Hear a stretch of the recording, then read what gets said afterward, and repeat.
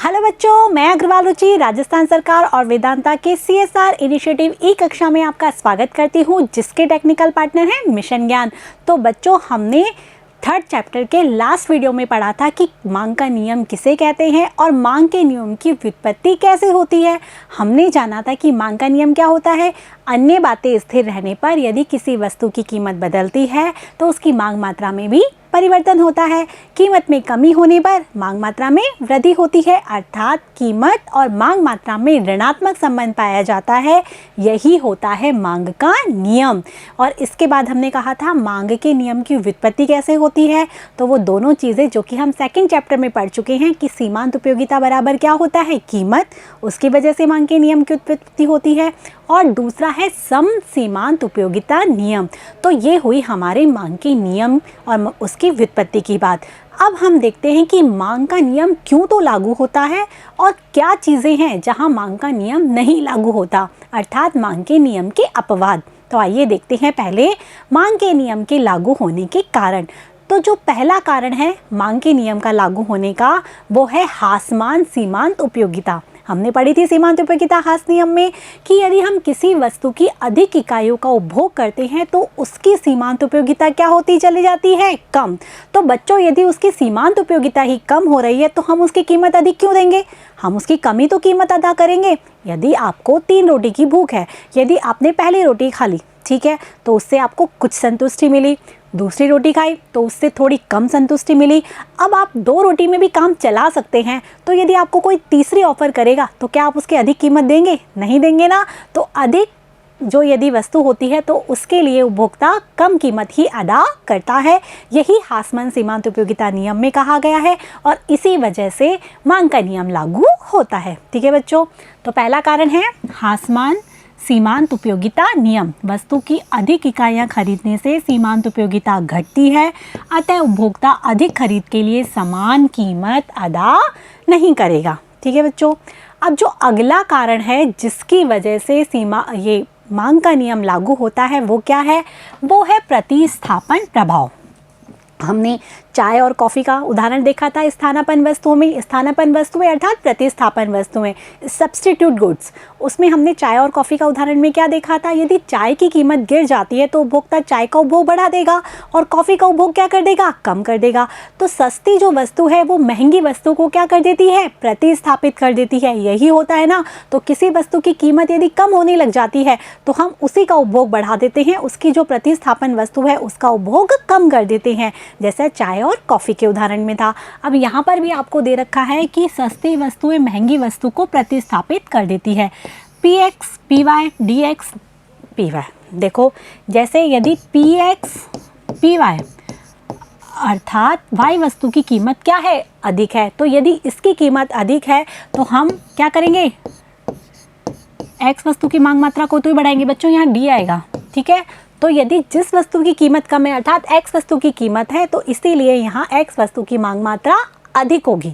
अर्थात जिस वस्तु की कीमत कम, चाय की कीमत कम, तो चाय की मांग मात्रा बढ़ेगी। यदि कॉफ़ी की कीमत कम तो कॉफ़ी की मांग मात्रा बढ़ेगी। तो सस्ती वस्तुएं महंगी वस्तुओं को क्या कर देती हैं, प्रतिस्थापित कर देती है। यही होता है प्रतिस्थापन प्रभाव।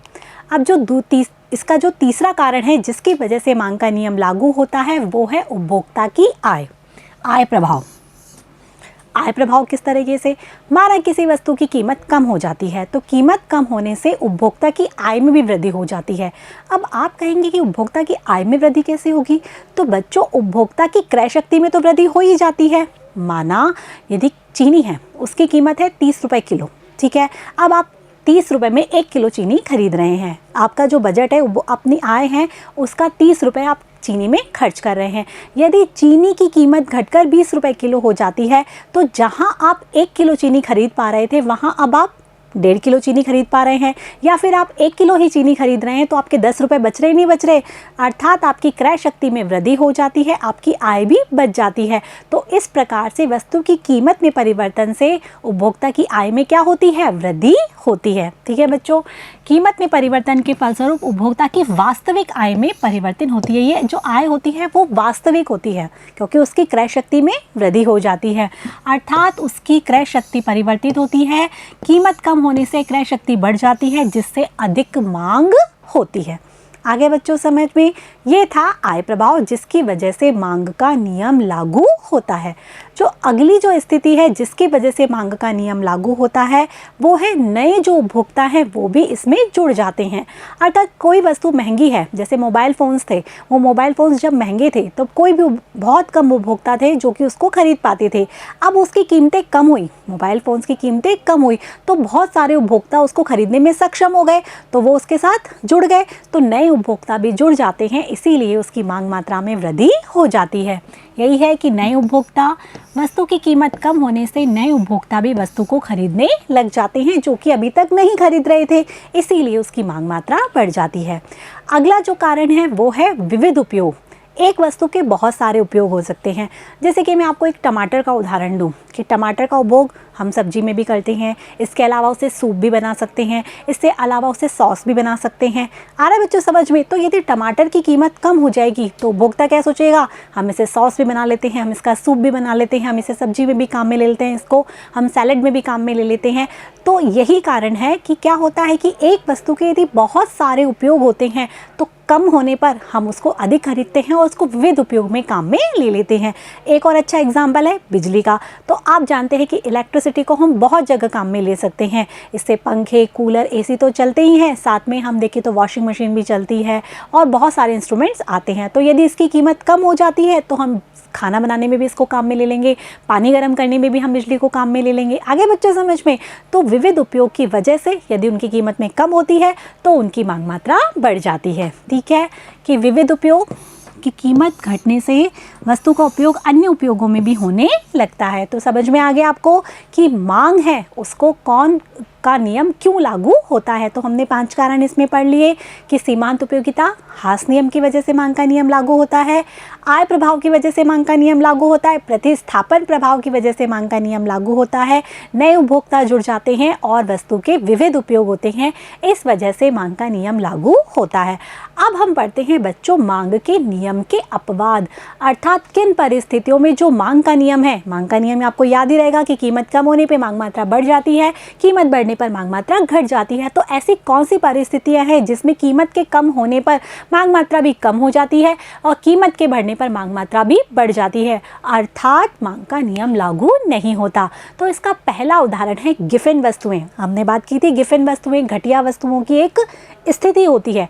तो बच्चों गिफिन वस्तुओं में क्या होता है, ये एक प्रकार की वस्तुएं होती हैं जो कि हीन समझी जाती हैं, जिनके संदर्भ में मांग का नियम लागू नहीं होता। कौन सी वस्तुएं हैं? गिफिन वस्तुएं। ये घटिया वस्तुओं की होती है किसमें, जिसमें कीमत घटने पर मांग मात्रा घट जाती है, कीमत बढ़ने पर मांग मात्रा बढ़ जाती है। अब घटने पर मांग मात्रा बढ़ रही है, बढ़ने पर मांग मात्रा बढ़ रही है, अर्थात संबंध कैसा हो गया? धनात्मक। तो गिफिन वस्तुओं में यदि मांग वक्र आपसे पूछा जाता है तो मांग वक्र बनेगा इसमें धनात्मक ढाल का। ये मांग वक्र किस पे है? गिफिन वस्तुओं के संदर्भ में।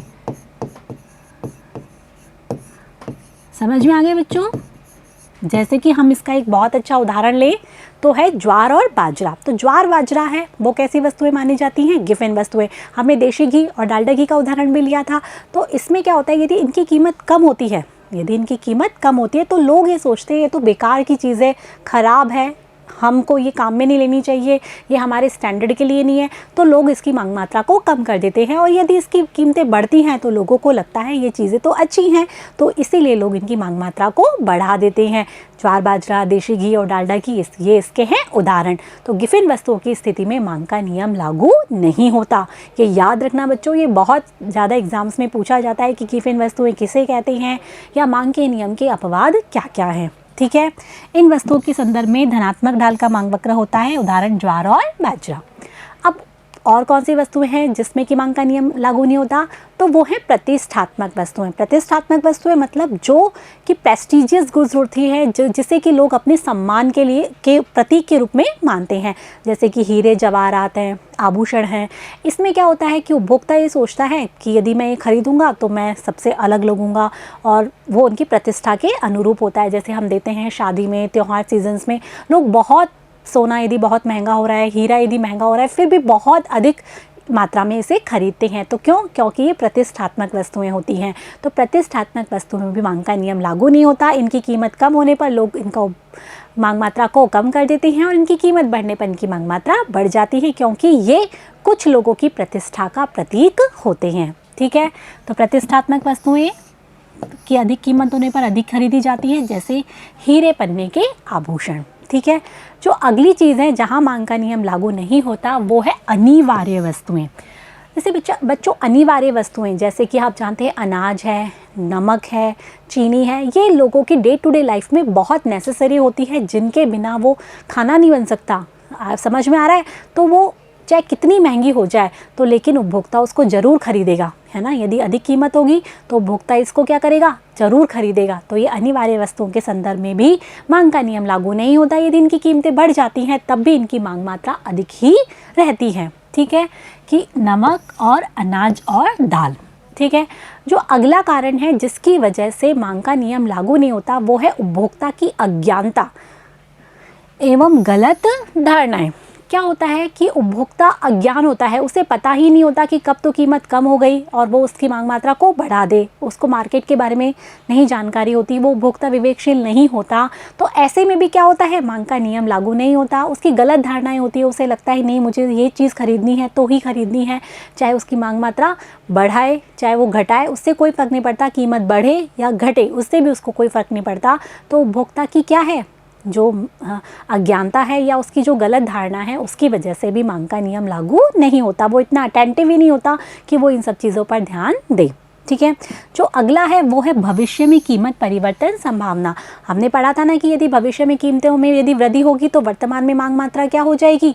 वृद्धि हो जाएगी। हमने कहा था ना कि यदि कीमतें यदि वृद्धि होंगी भविष्य में, यदि उपभोक्ता को लगेगा कि आने वाले फ्यूचर में पेट्रोल की कीमत क्या है? बढ़ने वाली है, तो वो वर्तमान में क्या कर देगा? उसकी मांग मात्रा को बढ़ा देगा, यही ना। तो बढ़ने की संभावना है तो वर्तमान में मांग मात्रा बढ़ेगी। यदि घटने की संभावना है तो वर्तमान में मांग मात्रा घटेगी। तो इसी वजह से मांग का नियम यदि कीमत प्रत्याशा के संदर्भ में देखा जाए तो लागू नहीं होता।